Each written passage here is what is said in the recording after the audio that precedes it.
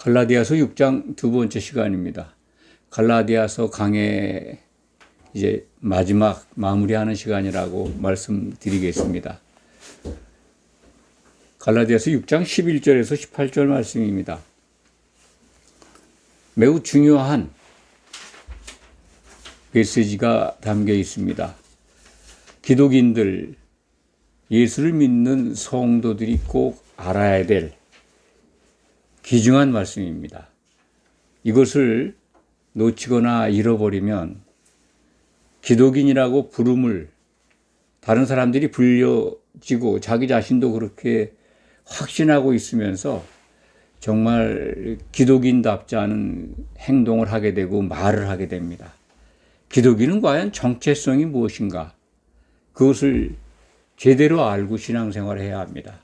그런 것들이 내적인 증거나 또 하나님이 주시는, 성령이 주시는 위로와 평강, 기쁨, 이것이 충만하다면 본인이 의식하지 않아도 기독인으로 살아갈 수 있지만은 그런 것들이 임하지 않은 상태에서 교회에 적을 두고 있는 그냥 신앙인으로서, 종교인으로서 교회에 출석하고 예배에 열심인다 하더라도 그런 것들이 없다면, 또 기독인이라고 하는 자기 정체성에 대한 정확한 진단이 없다면 세상 사람과 별로 구별이 안 되는 삶을 살 수밖에 없습니다. 그런 분들이 너무 많습니다. 오늘 말씀 속에서 우리는 기독인의 자랑, 성도의 자랑, 이것이 무엇인가를 발견할 수 있습니다. 기독인, 저는 다른 말로 예수쟁이라고 하는 말씀을 거부감 없이 받아들입니다. 저는 스스로 나는 예수쟁이라고 친구들이나 여러 사람들한테 그렇게 말한 적이 있습니다. 그것을 부끄러워하거나 또는 나를 스스로 비하해서 그런 언어를 쓰는 것이 아닙니다. 우리나라 말에서 쟁이, 장이, 이것은 전문가라는 뜻으로 저는 이해를 합니다. 어느 분야에 전문 기술자라는 거죠. 그래서 저는 예수쟁이 그러면, 과거에는 교회 밖에 있는 사람들이 기독인들을 갖다 비하하는 말로 사용했는지 모르지만 실질적으로 예수의 전문가라는 거죠. 우리들 스스로 생각할 때는 나는 예수에 빠진 사람이야, 예수 없이는 못 사는 사람이야 라고 하는 확신에 찬 자기 증거입니다. 자기의 확신이 없으면, 그래 나는 자기를 자조하는 말이 아니라면, 비하하는 말이 아니라면, 이것은 저는 모든 기독인들이 다 같이 자랑스럽게 나는 예수쟁이다 라고 말해도 될 것이다, 이렇게 생각을 합니다. 오늘 본문 말씀에서 이 사도 바울이 결론적으로 갈라디아서에 준 메시지의 결론을 다시 한번 정리해서 강조하고 있습니다. 그것은 육체를 사랑하고 육체를 자랑하는, 그것을 통해서 구원을 얻어야 된다라고 하는 그러한 잘못된 교훈을 가지고 갈라디아 교회에 들어와서 성도들을 미혹했던, 갈라디아서 1장 4절에 거짓 형제라고 표현이 되어 있는데, 가만히 들어온 거짓 형제들의 그 잘못된 교훈에 빠지지 말라고 하는 그러한 메시지가 갈라디아에 보낸 편지의 주요 내용입니다. 그러니까 할례를 받아야 구원에 이른다고 하는, 이 그리스도만 믿어가지고는 구원에 이르지 못한다고 하는 거짓 교훈에 빠져가는 성도들을 일깨우기 위한 말씀이었는데, 그것을 다시 한번 6장에서 강조하고 있습니다. 그래서 12절 말씀을 보면 육체의 모양을 내려 하는 자들이라는 표현을 합니다. 그것은 이제 할례를 받은 유대인들이죠. 그들처럼 너희도, 교회에 들어와 있는 이방인 기독인들도 할례를 받아야 돼. 그 모양을 내야 돼. 그렇게 하는데, 사도의 오늘 말씀은 억지로 너에게 할례를 받게 하는데 그것은 그들이 기독인이라고 유대 교회에서 개종해서 기독인이 되었지만은 할례를 안 받으면 유대인들로부터 박해를 받았기 때문에 그 박해를 피하게 하려는 것뿐이다 라고 하는 말씀을 지금 주고 있습니다. 그런데 그들이 할례를 받은 성별된 백성들이라고 하면서 그 할례는 받으면서 할례가 포함된 모든 율법은 안 지킨다는 거죠. 율법을 안 지키면서 할례를 받으라고 하는 건 모순이죠. 모든 율법을 지키면서 할례를 받아야 그것이 타당한 논리의 말이 됩니다. 그런데 그렇지 않는데 13절 말씀을 보면 그들이 너희에게 기독인 갈라디아 교회들에 속한 성도들 너희에게 할례를 받게 하는 것은 자기들 말을 듣고 할례 받은 너희들을 자랑하려고 하는 것이다. 그러니까 너희를 통해서 자기들의 성별된 것을 자랑하려고 한다 하는 것을 성도들에게 전해주고 있습니다. 14절이 기독인들이 꼭 마음에 담아야 될 말씀입니다. 이것을 우리가 참 너무나 간과하면서 삽니다. 14절을 제가 읽어드리겠습니다. 그러나 내게는 우리 주 예수 그리스도의 십자가 외에는 결코 자랑할 것이 없으니 그리스도로 말미암아 세상이 나를 대하여 십자가에 못 박히고 내가 또한 세상에 대하여 그러하니라. 기독인의 자랑이 그리스도의 십자가 외에는 없다는 거죠. 이 부분을 언어적으로는 이해합니다. 그리고 이걸 표어적으로도 생각을 하고 교회가 참 세상에 대해서 우리는 십자가에 못 박혔다라고 하는 굉장히 언어적인 추상적 개념에서는 좋아합니다. 그런데 실질적으로 자기 자신들에게 교회의 적용은 안 합니다. 그 증거가 너무나 많이 있죠. 적용하지 않는다는 것을 여러분들도 스스로 인정을 할 겁니다. 그렇지 않은 분은 정말 올바른 신앙생활을 하는 분입니다. 우리는 세상에 대해서 우리의 모든 것은 못 박았다라고 하는 오늘의 말씀을 받아들여야 합니다. 그리고 그것이 적용돼야 합니다. 그냥 생각 속에서만 그런 좋은 말씀 그런 것이야 라고 생각으로 끝나면 안 됩니다. 이것은 실생활에 나타나야 합니다. 그런데 기독인들이 너무 세상 걸 좋아해요. 육적인 걸 너무 좋아해요. 그럴 수가 없습니다. 십자가 외에는 자랑할 게 없다라는 거 알아요. 그런데 그건 그거대로, 그리고 내가 자랑할 건 내가 자랑할 것, 그건 또 남아 있어요. 그래서 내가 자랑할 것이 더 크게 나타나고 그것을 보고 사람들이 자기를 따르고 자기를 좋아하고 자기를 높여주길 바라요. 기독인들이 그런 게 많이 있습니다. 기독인들의 자랑이 사도 바울의 고백처럼 그리스도의 십자가뿐만이 아니라 세상에 속한 것들이 너무나 많습니다. 그걸 붙들고 살아요. 그래서 그걸 남들이 알아주길 바래. 저도 그런 것들에서 자유롭지 못합니다만 정말 그거에 빠져 있는 사람들이 많습니다. 제가 예를 들까요? 기독인들, 예수쟁이라고 하면서 예수쟁이 그 자체가 자랑해야 될 거는 슬그머니 내려놓고서 참 가진 것, 잘난 것, 그리고 심지어 자기들이 속한 교회 집단의 외형적 모습을 너무나 좋아해요. 그 시스템을 자랑해요. 그러지 마시기 바랍니다. 전통 있는 교회 다니십니까? 큰 교회 다니십니까? 그런 거 자랑거리 아니에요. 그거는 오늘 성경에서 하시는 말씀을 보면 그건 육적인 거예요. 육적인 몸에 할례를 받아야 자랑거리를 만드는 그런 사람들의 의식에서 못 벗어난 겁니다. 기독인의 자랑은요,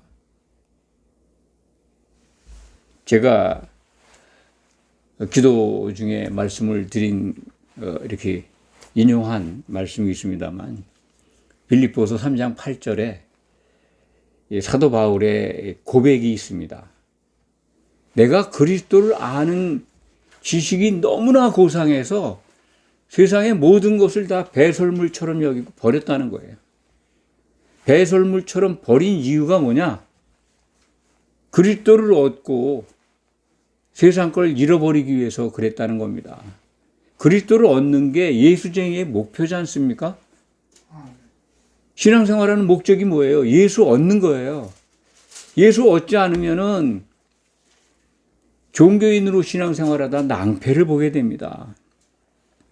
오늘 말씀의 15절 말씀을 보면 할례나 무할례나 아무것도 아니로되 오직 새로 지으심을 받는 것만이 중요하다. 할례, 그거 할례 받는 거, 무할례, 할례 받으나 안 받으나 그거는 복음 안에서 아무런 가치가 없다는 거예요. 따질 일이 아니에요. 기독인들, 예수쟁이들이 중요하게 생각할 게 뭐냐 그러면 우리 영적 할례 받는 거라고 그러죠. 그 거듭나는 겁니다. 눈에 안 보이죠. 영적 거듭남이 오려면 어떻게 해야 돼요? 예수 그리스도의 복음에 찰싹 달라붙어야 돼요. 그리스도를 아는 지식을 알아야 합니다. 그것을 받아들여야 돼요. 그게 가장 큰 고상한 지식이라는 거예요. 15절 말씀에 할례나 무할례나 아무것도 아니로되 오직 새로 지으심을 받는 것만이 중요하니라. 우리말 표현은 지으심. 영어로 번역을 한다면 make죠. make. 수동형이죠. make드 된 거죠. be maked. 만들어진 건데 사실은 원문은 이게 창조입니다. 새로 창조된 것이라는 거예요. 새로 창조된 것만이 중요하다. 이 부분의 말씀이 이제 고린도 후서 5장 17절에 기록되어 있습니다. 여러분들 아시는 분들은 알 겁니다. 이제 너희는 보라, 새로운 피조물이 되었도다. 새로 창조된 피조체가 됐다는 거예요. 성도들에게. 물론 이 새로운 피조물의 완성은 예수님 오신 다음에 기름을 준비한 성도들이 한 신부로 단장될 때 완성될 거지만 그 완성된 피조물 전 단계라고 그럴까요? 과정 속에서 중요한 시작의 출발점은 우리 영이 거듭나는 겁니다. 예수쟁이가 되는 거죠. 예수쟁이가 된다고 하는 거는 영이 다시 살아나는 겁니다. 우리 몸에 기능이 정지돼 죽어 있었던 영이 살아나는 것. 이게 새로운 피조물로 되는 것이 중요하다는 거예요. 오늘 말씀은요, 이게 피조체가 된다는 상태입니다. 비동사, 존재, 상태를 의미하는 거예요. 너희가 할례나 무할례나 그 중요한 게 아니라 새로 피조물로 된 그 상태를 가지고 있는 게 중요하다. 이걸 유지하고 있어야 주님 오실 때 정말 온전한 피조물로 우리가 한 몸을 이루게 됩니다. 새로운 창조물이죠. 그래서 새 예루살렘이라고, 새 예루살렘, 하나님의 새로운 도성, 그걸 신부로 설명하고 있잖아요. 이 성도들이 한 몸을 이룰 때 하나님의 거처가 될 하나님의 도성은 새 예루살렘입니다. 그곳 새로운 피조물입니다. 처음 것과 처음 하늘과 처음 땅은 다 없어져 버리고 새로운 피조물이 등장하는데 그게 어린 양의 신부고 그 신부가 하나님이 거하실 처소입니다.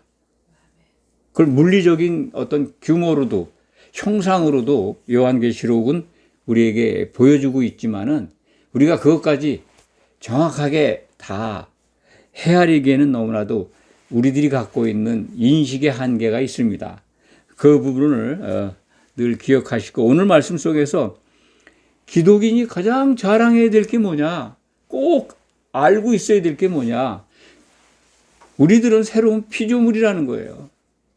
보라, 새 것이 되었다. 이전 것은 지나갔다. 고린도후서 5장 17절 말씀입니다. 지나갔어요. 우리 영이 거듭났다면 과거의 자신들은 지나간 겁니다. 완전히 다른 겁니다. 전에는 죽어있던, 소망이 없었던 죽은 존재예요. 그런데 죽어있는 상태의 그 존재가 살아있는 생명체, 소망을 가진 생명체로 바뀌었다는 거예요. 그걸 신약 성경은 일러줍니다. 어마어마한 대전환이죠. 그걸 기독인들이 분명하게 깨닫고 있다면 이전 생활과 새로 창조된 존재로서의 생활이 달라질 겁니다. 그래서 육체의 일에 빨려 들어가지 않죠. 할례 받고 그거 좋아해서 뛰어다니지 않죠. 이 시대에 형식적으로 물세례 받고 교회 등록하고 세례교인 되고 그래서 기독인으로 불려지는 거, 그거에 만족하지 않죠. 그거는 정말 눈에 보이는 것들입니다. 육적인 것들이에요. 내가 속한 교회의 형상들, 그리고 내가 그 교회에서 누리고 있는 외적인 지위들, 세례교인, 교회 안에서 부여받은 집사, 안수집사, 권사, 장로, 목사, 이런 것들이 중요한 게 아닙니다. 사람들이 붙인 호칭들이잖아요. 물론 성경에 기록되어 있는 것도 있습니다만 사람들이 만든 이 교회의 직급이 너무 많아요. 어쨌든 성도로서 그 상태를 유지하는 것이 새로운 피조물이 되어 있는 상태가 중요하다는 거예요. 그래야 완전체로서 우리가 이 거듭난 우리가 한 몸을 이룰 때 하나님이 기뻐하시는 그리스도의 신부로 준비돼서 칭찬을 받게 됩니다. 그래서 오늘 15절 말씀을 강조해서 설명드립니다. 이 기독인들, 예수쟁이들이 자랑해야 될 거는 그리스도의 것, 그리스도를 얻는 가장 고상한 지식, 새로운 피조체라는 거예요. 피조물이라는 겁니다. 이걸 깨우치고 있으면요, 육적인 것, 세상에 속한 것들이 나를 늘 붙잡아 다녀도, 막 끌어다녀도 그걸 이겨낼 수가 있어요. 처음부터 그렇게 되는 건 아닙니다. 그렇지만 그것을 추구한다면 하나님의 능력을 믿으시기 바랍니다. 성령 안에 있다면 아주 자기 자신도 놀랍게도 세상에 대해서 자기 자신이 십자가에 못 박혀 가는 걸 알게 돼요. 싫어요. 육적인 것이 너무 싫고 나중에는 배설물처럼 여기게 될 겁니다. 사도 바울이 그렇게 그 상태에서 기록한 게 빌립보서 3장 8절의 말씀이라고 저는 생각합니다. 그래서 그리스도를 얻었다고 확신하잖아요.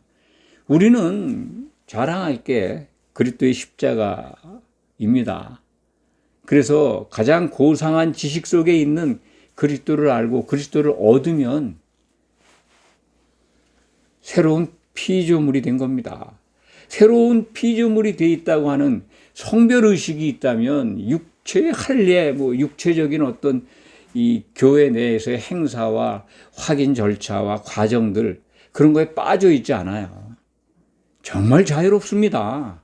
얼마나 자유로운지 아십니까? 그걸 경험해야 돼요. 얼마나 기쁜지 아십니까? 그걸 누려야 됩니다. 성경에 기록되어 있는 게 왜 내게 적용이 안 되는가 하는 거는 스스로 진단해 보면 압니다. 가장 고상한 지식에 도달하지 않고 있기 때문에 그렇습니다. 세상에 있는 것을 배설물처럼 왜 나는 여겨지지가 않지?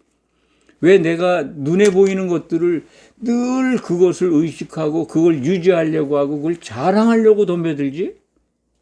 그러지 마시기 바랍니다. 성경을 받아들였다면 특히 기독인들 너무나 자랑이 많아요. 육적인 거예요. 자랑하는 거 보면.